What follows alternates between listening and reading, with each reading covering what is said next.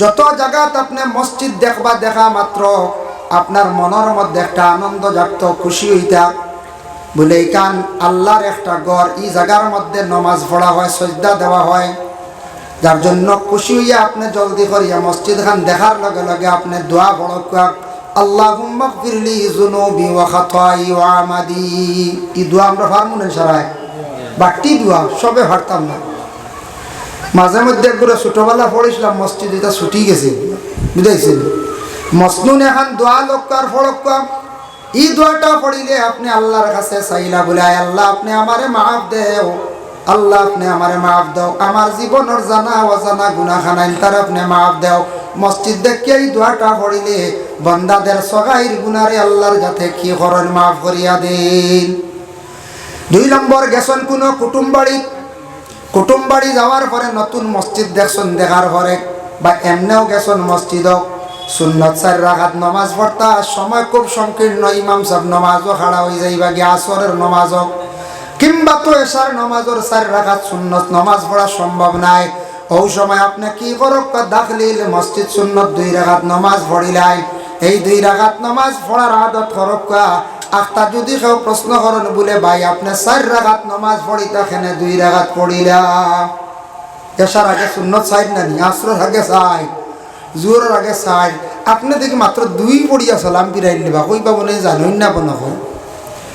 যারা মাসলা জানা থাকবো কইবেন, সময় নাই গতিকে মনে হয় দাখলিল মসজিদ পড়িছ। আর কেউ যদি প্রশ্ন করে তাহলে তানরে আপনি জবাব দেন বলে, ভাই আপনি দাখলিল মসজিদ পড়িছেন নি বলে, বা আমি দাখলিল মসজিদ সুন্নত 2 রাকাত পড়িছি। আর তাহিয়াতুল ওযু সুন্নত 2 রাকাত শুক্রবারে আমরা মসজিদে পড়ি, জুমাবারে পড়ি না? না পড়ো। আপনি তো জুমাবারে নামাজ পড়েন, ইমাম সাহেবের পিছনে নিয়ত করেন, নিয়তে কি উস্কি আলা আছে? হয় তে তো দেখা যায় উস্কি আলা আছে না? উস্কি খেলে কইলাম জানেননি, এখন উস্কি উঠি গেছে গিয়া অগু নিয়ত হইল গিয়া সহি। কারণ জুমার নামাজ হইল গিয়া 2 রাকাত জমাতে পড়ি আর 2 রাকাত খুতবার মধ্যে ঢুকানি হয়ে গেছে অন্তর্ভুক্ত। আর আপনি জোহরের পরিবর্তে আপনি মানে জুমার নামাজ আজকে 2 রাকাত পড়িতা, জোহরের পরিবর্তে 4 রাকাত খুতবা শুনছেন 2 রাকাত, আর 2 রাকাত জমাতের সহিত আপনি পড়িতা। এর জন্য আপনি নিয়ত করতা, নাওয়াইতুন উসকিতা আন জিম্মাতি ফরজুজ জুহরি বিআদা রাকাতাই সালাতিল জুমা ফরজুল্লাহি তাআলা। এর জন্য একটা মসজিদ আমি সবে বাচ্চাদের রে পড়াইতাম, নাওয়াইতুন উসাল্লিয়া লিল্লাহি তাআলা রাকাতাই সালাতিল জুমা ফরজুল্লাহি তাআলা। মসজিদের প্রেসিডেন্ট আসলে খুব সচেতন, প্রশ্ন করলাম ইয়াসা বাচ্চাদের এইভাবে যেন আপনি পড়াইন, বুঝলাম না উস্কি যেন নিয়ত যেটা এটা এখানে পড়াইন না বলে, এখন বাচ্চারা পারেন না। তখন মেসাবে খোয়ার লগে লগে প্রেসিডেন্টে কইলা, এখন বাচ্চারা মাত্র ক্লাস 1 থেকে ইংলিশ আরম্ভ করে, তাও পারে তারে আল্লাহ এতটুক স্মরণ শক্তি দিছেন। আগে আসলো ক্লাস 5 থেকে ইংলিশ আরম্ভ, এখন 1 থেকে ইংলিশ আরম্ভ হয়ে গেছে গিয়া, হইছে না? আমরা ক্লাস 5 ইংলিশ পড়েছি, এর আগে ইংলিশের কোনো মাহাত্ম আসেনি। ক্লাস 5 থাকি কত ফুর্তি করতাম বলে, আগামী বছর ক্লাস 4ও থাকতাম, আগামী বছর থেকে ইংলিশ পাইব, বুঝতে পারছেন? ABCD কত উয়াম, এখন 1 থেকে ইংলিশ। যত অ্যাডভান্স হর তত বেশি ফায়দা হর, ইংলিশ বেশি শিক্ষা, জ্ঞান বেশি হর। আল্লাহর বন্দেগান তখন এই প্রেসিডেন্ট সাহেব উঠিয়া কইলা বলে, তুমি কইতরা বাচ্চারা পারতা না, বাচ্চারা নু দেখি ইংলিশ বালা বালা কবিতা ওয়ার্ড গুলা শিক্ষা ভারণ, খেনে পারতা না, নাওয়াইতুন উসকিতাই নিয়তটা শিখতে। আপনারা দুর্বলতা করিয়া বাচ্চাদের ডে পড়াইতরা না, এই সহি নিয়তটা আপনারা পড়াইয়া যাক। যার কারণে বিশেষ করে আল্লাহর বন্দেগান তাহিয়াতুল ওযু সুন্নত নামাজ মা বন্ডা বাড়িয়ে ঘরে পড়িতে পারবা। প্রতিদিন ওযুর শেষে সুন্নত যদি অন্য সুন্নত পড়িতে পারডা না, তবে যদি পারেন তাহিয়াতুল ওযু সুন্নত 2 রাকাত নামাজ পড়কা। আর আমরা প্রত্যেক দিন ফারিয়ান না পড়লে বালা, নতুবা শুক্রবার দিন সারা মসজিদে গিয়ে তাহিয়াতুল ওযু সুন্নত নামাজ পড়কা। মসজিদ শুক্রবারে সারা জমা হয়, শুক্রবারে সারা জমা হয়, সারা শুক্রবারে জমা হইতাম। মহল্লার ইমাম সাহেবের উপরে দায়িত্ব আছে, তাই কইতরা বেশ প্রেসার দিলে উপায় নাই। বর্তমান সময়ে নিয়ম হয়েছে ইমাম সাহেবের দায়িত্ব আছে, 70 করে হামসায়, আর জুম্মাবারে দেখি 70 ভাই না, গ্রাম অমুক অমুক একদিনই বিলকুল জুমাত দেখি না, এখান তাই কইবা। আর কমিটি যারা আছে এরার উপরে দায়িত্ব আছে, এরা খোঁজ খবর লইতা অমুক খেনে জুমা তাই নাই 3 মাস হয়ে গেল। যদি কেউ কোনো এমপ্লয়ি তখন বাইরে, কোনো বিজনেসম্যান তখন বাইরে, তখন বাধা নাই। নতুবা গ্রাম থাকিয়া যদি জুম্মা আসন না, মহল্লার কর্তব্য ইমাম সাহেব অর্ডার করবা, আর গ্রামের president secretary all committee pressure দিতা বলে তুমি এখানে জুমার নমাজে আসো না। এটা মহল্লার জিম্মাদার যারা এরার উপরে কিতা দায়িত্ব। শুক্রবার দিন বিশেষ করিয়া মসজিদে গেলে 4টা সুন্নত। এমনি আমরা মসজিদের মধ্যে পড়েছি 4 গোসল সুন্নত, পয়লা জুমার দিন গোসল করা সুন্নত। তাফসীরে ইবনে কাসির দেখলাম ইয়া আইয়ুহাল্লাযীনা আমানু ইযা নুদিয়া লিস-সালাতি মিন ইয়াউমিল জুমআ, ও আয়াতের ব্যাখ্যাত লেখছেন 4টা সুন্নত শুক্রবার দিন। এর মধ্যে একটা সুন্নত হইল গিয়া সুন্দর করিয়া গোসল করা। কিতাবে লেখছেন আচ্ছি তোর বালা করে গোসল হইতো। আমরা তো ভাই আজান হয়ে গেছে বাক্কা বাদে গিয়া দৌড়াত করে পড়লাম, আর উঠিয়া যা কোনো দূরত হাফড় লাগাইয়া দৌড় ফটো বুথাম লাগাই থাকি। তার ও বাবাজি বালা নি আইও ফটো বুথাম বুঝাইছে চলে, চুলও আশ্রা নাই, খুশবুও লাগানি নাই, চলে রান। শুক্রবার দিন বালা খাপড়টা লাগাইয়া জুমার নমাজও যাইন বাবা। আল্লাহকে বাস্তে কুটুম বাড়ি যাইন, ভালো খাপড় নিয়ে যাইনি না, আত্মীয় স্বজনের বাড়ির যাইন, শ্বশুর বাড়ির যাইন, বাজারও যান মোটামুটি ভালো খাপড় নিয়া। আর আমরা আল্লাহর দরবারও হাজিরি দিতে গিয়ে আল্লাহর ইবাদত করতে কোনো বালা কাপড় নাই। যে কাপড় লইয়া যাইয়া আর মোটামুটি বালা, আর খেয়রের কাপড়ের মধ্যে দেখবা খালি চিত্রি গাড়া, ওরা দেখে না চিত্রি আর চিত্রি তো কি বুখালা ইগান উড়া হয় ওলা হাল্লত। আমরা মুসলমান নানি, আমরা মুসলমান জুমাত যাই। আর আমরা 1 নম্বরে ফল্ট করলাম গোসল আচ্ছি তোর সুন্দর করি গোসল করায় দিন সুন্নত। তার আগে নখ কাটক কাইটা আর একটা সুন্নত। দেওয়ার পরে থাকছে গিয়া ইটা বা ইটার মধ্যে নাই, মানে নখ কাটা তো সুন্নত। শুক্রবার দিন সুন্দর করিয়া গোসল করিয়া সুন্দর কাপড় লাগাকা। আমরা যুবক ভাইয়ান যারা আছো ভাইয়ান, জীবনে আপনারা পাঞ্জাবি কিনকা সুন্দর করে পাঞ্জাবি লাগাইয়া মসজিদে যায়। পাঞ্জাবি লাগাইলে সরম নি কইবা জি না, পাঞ্জাবি লাগাইলে মনে কই মেসাব হই দিবা মানছি। মেসাব হইয়া নমাজও আগে দিতা না রে ভাই, বুঝাইছি ডরাই না যায়। পাঞ্জাবি লাগাও। ও ই বছর দেখছি, আগর বছরও দেখছি। সনাতন ধর্মের দ্বারা সবচাইতে বড় উৎসব দুর্গা পূজা। দুর্গা পূজার সময় বছর দেখলাম অসংখ্য যুবক ছেলেরার গায়ের মধ্যে একটা পাঞ্জাবি পরন। এখানে দেখলাম কিলা দেখলাম যুবক ছেলেরা বড় সুন্দর সুন্দর পাঞ্জাবি লাগাইয়া তারা দুর্গা পূজা বিভিন্ন মণ্ডপে যান। সনাতন ধর্মের বাইয়ে বুঝছে এই কাপড়টা সম্মানী, এই কাপড়টা বালা।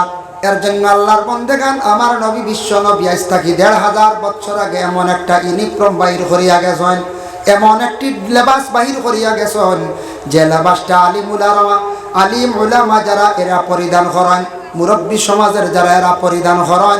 আর এখন দেখা যায় যে কোনো দেশও যান, বড় বড় প্রধানমন্ত্রী, মুখ্যমন্ত্রী, স্বরাষ্ট্রমন্ত্রী, বড় বড় লিডার যারা আছেন, রাজনীতিবিদ মানুষ যারা আছেন, সবাই কিন্তু পাঞ্জাবি পরিধান করে। আর আমরা সাধারণ মানুষে পরিধান করি না, আমরা এটা অবহেলা করে। পাঞ্জাবি পরিধান করক বা সুন্নতি লেবাস সমাজখন প্রতিদিন সম্ভব নয়। শুক্রবার দিন লাগাইয়া পাঞ্জাবিটা লাগাইয়া মসজিদে যাও। পাঞ্জাবি লইবা তো ইনশাল্লাহ যুবক হইয়া দিন, ঈদের দিন ওলা পাঞ্জাবি লাগাবা ফায়দা হইব। ফকেট বেশ বাক্কা জাগ ইতা ইতা বুঝাইছি হয়, ফকেট 2 সাইডে 2টা এর লাগিয়া পাঞ্জাবি লোকা ঈদের দিন পাঞ্জাবি লাগাইয়া যায়, শুক্রবারে পাঞ্জাবি লাগাইয়া মসজিদে যায়। 1 নম্বরে থাকছে গিয়ে শুক্রবার দিন আল্লাহর বন্দেগান সুন্দর করিয়া গোসল করা হইল সুন্নত। 2 নম্বরে খুশবু লাগানি হইল গিয়া সুন্নত। খুশবু বুঝবাইছো না আতর। 3 নম্বর দিন হইল 3 নম্বর সুন্নত হইল হাটিয়া মসজিদে যাওয়ার একটা সুন্নত। আর বাইকে এখন যাইতা নি কোন যায় যাকুয়া সুন্নত পাইতা নাই, বাইকে গেলে সুন্নত পাইতা নাই, সুন্নতর সওয়াবটা পাইতা না। 4 নম্বর ইমাম সাহেবের পিছনে গিয়া খাড়া হইয়া, ইমাম সাহেবের ঠিক পিছনের ডাইন পাশে খাড়া হইয়া নামাজ পড়া সুন্নত। 4টা সুন্নত পাইছেন তো জি। গোসল করা, খুশবু লাগানি, হাটিয়া যাওয়া ইমাম সাহেবের পিছে সুন্নত। এখন ইমাম সাহেবের পিছে জানিয়া সারা যাইতাম কি মায়ের করতাম জি না। ইমাম সাহেবের পিছনে খারে দিতা বলে জাননেওয়ালা একজন আরে আলিম বা হাফিজ চাপ, কিবা তো গ্রামের কোনো মুরব্বী আমার বাবা চাচা যারা দাদা হল মুরব্বী হল আসল সম্মানার্থে আগর সফা আমরা দিতাম। এর জন্য আল্লাহর বন্দেগান সওয়াব পাইমো, যার কারণে এই 4টা সুন্নতর প্রতি আমরা শুক্রবার দিন আমরা পালন করিয়া যাইতাম। 2 নম্বরে থাকছে গিয়া মসজিদের দায়িত্ব কিছু আছে মহল্লার কমিটির উপরে। মহল্লার কোনো বাড়ির কোনো জায়গার মধ্যে শরীয়তি বিরোধী কাজ চলে, মহল্লার মানুষ এইগুলারে ধরতা বলে আমরা গ্রামে এক বাড়িতে দেখছি মদ পান করা চলে, তারে ধরা হোক। কোন বাড়িতে কোন শুনছি সুদর ব্যবসা চলে, তারে ধরা হোক। মহল্লার মানুষে এইভাবে যদি শরীয়ত বিরোধী যদি কোনো কাজ চলে তারে ধরা হোক। মহল্লা বলে যদি ধরেন না ততুবা মহল্লার অস্তিত্ব থাকতো না, মহল্লার কোনো শরীয়তর নিয়ম কানুন জারি থাকতো না, নষ্ট হয়ে যাইব গিয়া। এর লাগি এইভাবে যদি শরীয়ত বিরোধী কাজ চলে তাহলে মহল্লার মানুষ হলে কি করতা, জলদি ধরতাম। আখতা অঘটন ঘটে ইলা ঘটক না আল্লাহ মনে করক্কা ও অত্র এলাকাত আখতা শোনা গেল ও বাড়ি এক ছেলে এক মেয়ে লইয়া গেছে গিয়া। মেয়ে নিচে তো বিবাহ করার লাগে নিচে নাই না বেসাত নিচে বিবাহ করবার লাগে। হয়তো তার মনে খুব বেশি পছন্দ হয়ে গেছে গিয়া, মেয়েটা লইয়া গেছে গিয়া, মা বাবা দিছেন না বা কোনো ক্ষেত্রে গেছে গিয়া। এটাও কিন্তু মহল্লার উপরে দায়িত্ব আছে। মহল্লায় গার্জেন ডাকাইয়া কইতা তোমার মেয়েটা গেছে গিয়া কিংবা তো তোমার ছেলেটা লইয়া গেছে গিয়া, তুমি আপাতত দম লাগো ওটা সংশোধন করো, নতুবা আমরা মহল্লায় দেখতাম তখন মহল্লার উপরে দায়িত্ব হয়ে গেছে গিয়া শরীয়তে যেটা ফয়সালা দে সেই ফয়সালাটা আবার মহল্লায় মানিয়া নিতাম। তা যদি সারা শাড়ি দিয়ে ডিলা করো মহল্লা চলবো দিবা দেখারে আম তৌরে চলবো না চলবো, মহল্লা দাঁড়ি নষ্ট হয়ে। মসজিদের ইমাম সাহেব বাচ্চাদের পড়াইতে আত্মা কোনো সময় বেশি আঘাত করে দিছন, কড়া শাসন করে দিছন। মেসা বরবা একজনকে গালি দিছে, গোটা এক বাক্যে মহল্লার মানুষের চাপ সৃষ্টি করতা, ন্যায় অন্যটা দেখতা। যদি ব্যতিক্রমে বেশি শাস্তি হয়ে গেছে মেসাবে কি করছেন মানুষ বানাইবার লাগিয়া জীবনে কি করডা বলে বাচ্চাদের উচিত শিক্ষা দিতরা। সিংলা না রাখলে বেত না রাখলে বাচ্চারা পড়েন না। মসজিদ হোক মাদ্রাসা হোক স্কুল হোক বর্তমানে দেখেন জানি কিছু ডান্ডা দেন, কিন্তু আমাদের ভারত সরকারে বিশেষ করিয়া আপনার শিক্ষামন্ত্রী নিষেধ করছেন সন্তানাদিরে মারতায় না, বাচ্চারারে মারা না। তবে তারপরে আমরা কিছু হালকা পাতলা কিছু শাসন করি, তার কারণ শাসন যদি বিলকুল হয় না বাচ্চারা মানে গার্জেন টকলর শিক্ষক হকলর কি করেন মাথা চড়িলাই। বাচ্চাইকু সাজো লাগবেন কথা মানবেন পঞ্চায়েত জি না, শিক্ষকরে অর্ধেক মানবো আর বেদ দেখিয়া অর্ধেক মানবো ফুরে, আর বেদ ছাড়ি দিলে আধা মানবো আধা মানতো না, বুঝাইছো? চূড়া মানবো শিক্ষকরা, আর বেদ নাই তো ও সুযোগ লইব বিভিন্ন ধরনের ফসাদ করবো।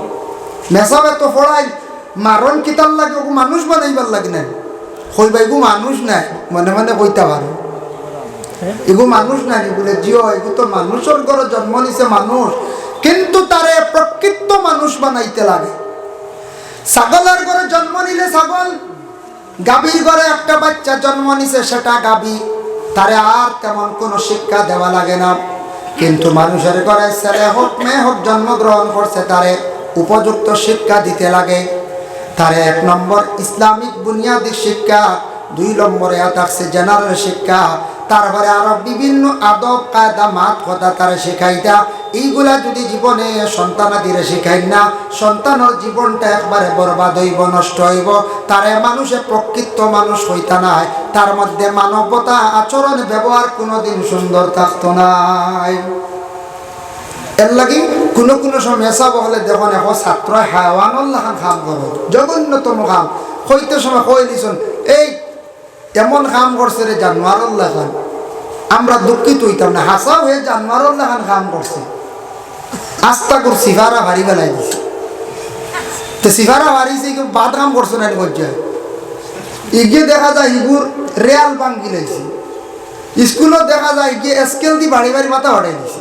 তেগু জানোয়ার কইতে না রে পর্যায়ে ওখান খইয়া দম লাগাইয়া ওগু লাইনও আন্ডা ওকে ডরাইব। হা হইতে সময় বুঝিয়ার একটু কড়া ভাষা কইলিছন, কিন্তু আমরা এটার উপরে জলদি এতরাজ করা যাইতাম না। যদি আপনার মনে আক্ষেপ লাগে কইলাম আস্তে আস্তে মিয়া সাহেব বা মাস্টার সাহেব আমার বাচ্চার ইলার গালে খান্দা দিবা না। যার কারণে মিয়া সাহেব হকলে মাস্টার হকলে সন্তানাদিরে পড়াইতে বিভিন্ন ধরনের শিক্ষা দেন, বিভিন্ন ধরনের মাত কথা শেখান, বুঝাইন, আদব তারে শেখায়। খালি পড়াইলে হয় না, বিভিন্ন নিয়ম তারে শেখাইতে লাগে। জমিন কিলা চলতো, খাইতো, মানুষের সঙ্গে কিভাবে ব্যবহার করতো। এর লাগে বিশেষ করে আল্লাহর বন্দেগান, যার জন্য আল্লাহর বন্দেগান মসজিদের ইমাম সাহেব বাচ্চাদের পড়াইতরা, এটা বুনিয়াদী শিক্ষা। যেমন স্কুলের মধ্যে শিক্ষা দিতরা, প্রত্যেকটা শিক্ষার প্রতি আমরা সারা খেয়াল করতাম। এটা মহল্লাদারির উপরে কিছু দায়িত্ব আছে। মেসাবে কড়া শাসন করতে সময় রাগান্বিত হইতাম না। যদি ওই তাহলে কমিটিতে আপনি বিচার লইয়া যাইতাম। খেওয়া আসুন মেসাবর বা হিরি যায়, বলা হয় না মেসাবে মাল্লা কেনে ফোড়ার তো দিছুন কিছু মাঝে মধ্যে হালকা পাতলা ডান্ডা হইব, আজকে একদিন প্রেশার হয়ে গেছে গিয়ে। যার কারণে বিশেষ করিয়া ইমাম সাহেব মসজিদের মধ্যে তেমন আমরা মহল্লার মানুষে তামার ইমাম মানছি, সর্দার মানছি, বাদশাহ হিসাবে মানছি। ইমাম সাহেবের কিছু হুকুম আমরা মানিয়া চলতে লাগবো। যার কারণে আল্লাহর বান্দাগান ইমাম সাহেব অর্ডার দিলে আপনি একামত দিতা, ইমাম সাহেব যদি আপনার অর্ডার দেন আপনি আজান দিতা। ইমাম সাহেব গুমো আন্দাজি দি দিলাই আজান হইতরা না, আজান দিত জিজ্ঞাসা করতাম নেশা আজান দিলেই তো আপনি টাইম হয়ে গেছে, কারণ মুয়াজ্জিন নির্ধারিত নাই। আজান দিছন একামত দিতা আপনার উপরে হক, আপনার উপরে হক হইলে আপনি একামত দিতা, আপনি ইজাজত দিলাইলে অন্য একজনে একামত দিতা। এর জন্য ইমাম সাহেব গিয়া মুসল্লাত দাঁড়াইছেন না, আপনি একামত শুরু করতা না। মাসলা হইল ইমাম সাহেবে আপনার অর্ডার দিবা বলে একামত দেও, মানে তকবির দেও, আপনি দিতা। 2 নম্বর আমরা দেশের কিছু মানুষে হাঁটি হাঁটি কি করেন একামত দিলাই দেন না, প্রথম সপ্তাহ কি দিয়া দিয়া খালি যাইতরা খালি খেও আছে ফাড় খালি আটাইতরা খালি আল্লাহু আকবার আল্লাহু আকবার আল্লাহু আকবার আল্লাহু আকবার ইলা হওয়া যায়। ও একামত চলে, একামত দিতে খানো হাত দেওয়া লাগে না, হাত চাড়িয়া সুজো এক জায়গায় দাঁড়াইয়া আপনি একামত দিতাম। আর ইমাম সাহেব শুক্রবার দিন যখন খুতবার মিম্বরে উঠিয়া বসত, এই সময় যেন খুতবার আসর আজান দিতে গিয়া ইমাম সাহেবের ঠিক সামনে বলে সামনাসামনি মিলাইয়া একা আজান দেখবা। এতে 3 নম্বর সফ হইব, 4 নম্বর সফ হইব, কোনো বাধা নাই। মোটামুটি মাসলা হইল সুজোই আপনি আজানটা দিতাম।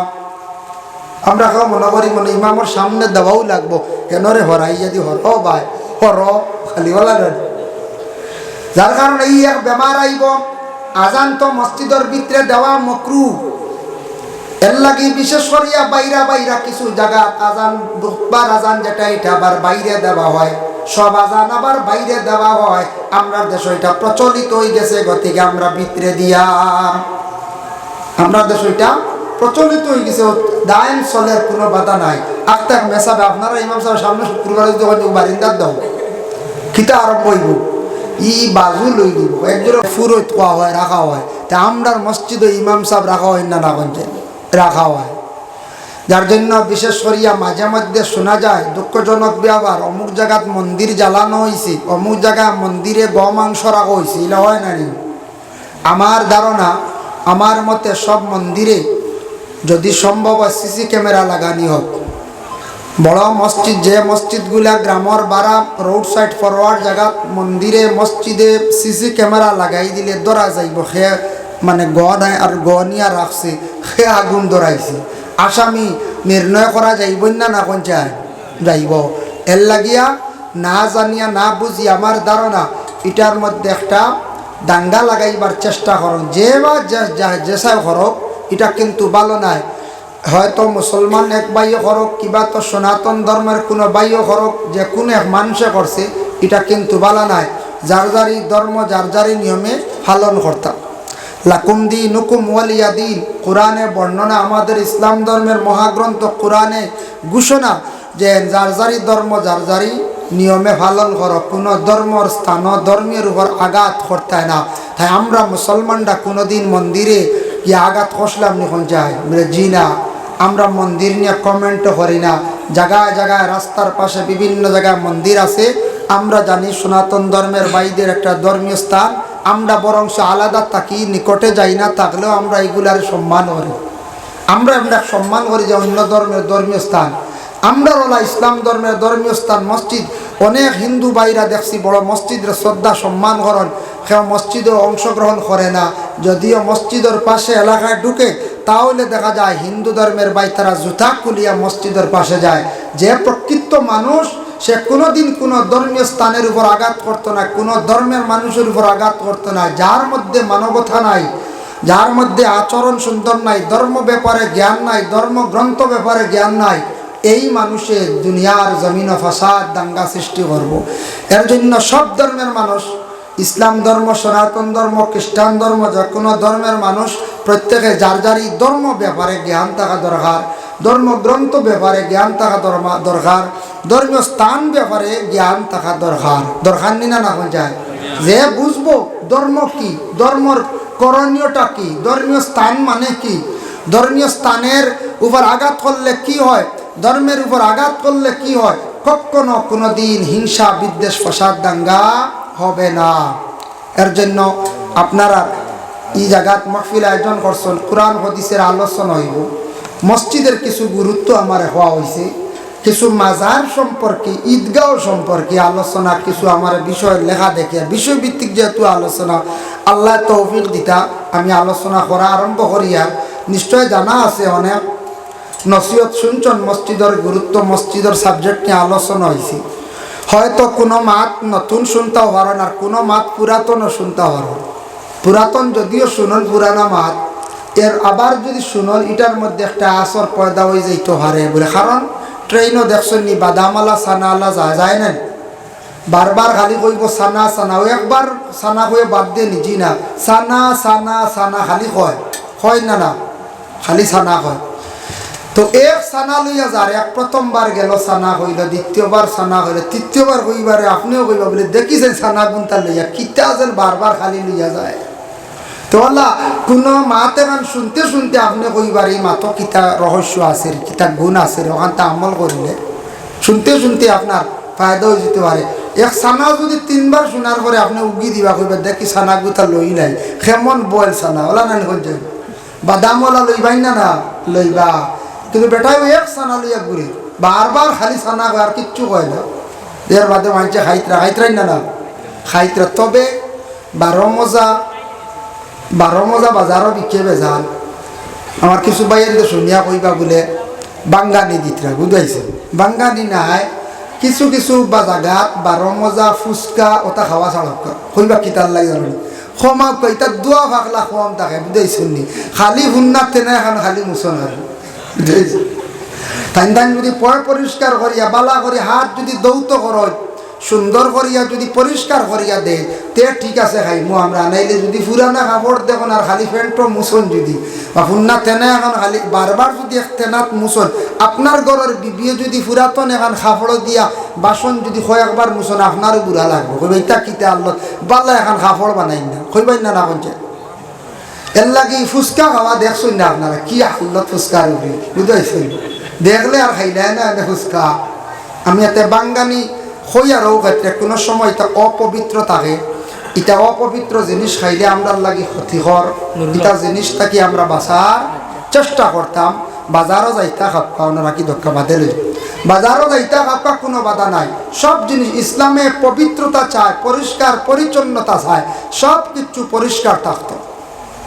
আপনার কাপড় গড় বালা বিছনাও বালা যতটুকু সম্ভব আমার সাধ্য অনুযায়ী আমি পরিষ্কার রাখার কিতা করতাম চেষ্টা করতাম। যদি অপরিষ্কার হিসাবে থাকি, অপরিষ্কার ডে আল্লাহর রসুলেও পছন্দ করছেন না, আর অপরিষ্কার ডে আল্লাহর যাতেও পছন্দ করতে নাই, অপরিষ্কার থাকলে ফরিস্ত হলো যাই না। এর জন্য পরিষ্কার পরিচ্ছন্ন ঈদগার ময়দান যেমন কত সুন্দর পরিষ্কার, নামাজ পড়া হয় বৎসরে 2বার, তারপরে কত সুন্দর ইকান কত সুন্দর দেখতে ভালো লাগে। মসজিদ হলে আমরা পরিষ্কার থাকেন না না থাকে। এর জন্য গ্রামের জামে মসজিদ যে কোনো জায়গাত মসজিদ আছে, মসজিদ বানানির পরে একটা মহল্লাদারি থাকেন না না থাকে। মসজিদ বানানির পরে মসজিদের ইমাম রাখা হয়, মসজিদের একটা কমিটি থাকে প্রত্যেক জায়গা, যার জন্য বিশেষ করিয়া আল্লাহর বান্দা